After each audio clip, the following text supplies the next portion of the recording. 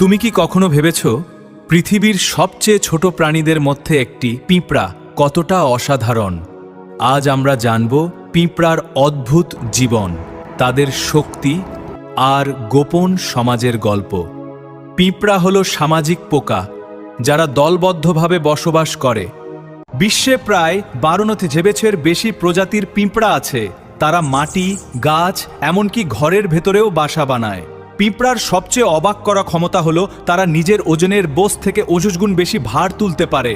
ভাবতো, একজন মানুষ যদি এমন হতো তাহলে সে একটা গাড়ি সহজেই তুলতে পারত। পিঁপড়ার সমাজ খুব সংগঠিত।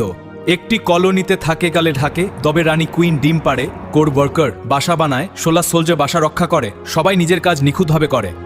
ছোট্ট পিঁপড়া, কিন্তু পরিবেশ রক্ষায় তাদের ভূমিকা বিশাল। পিঁপড়া মাটি খুঁড়ে মাটিকে করে উর্বর, মৃত পোকামাকড় পরিষ্কার করে পরিবেশ রাখে, সাহায্য করে। তাদের এই ছোট ছোট কাজই প্রকৃতির ভারসাম্য বজায় রাখতে বড় ভূমিকা রাখে।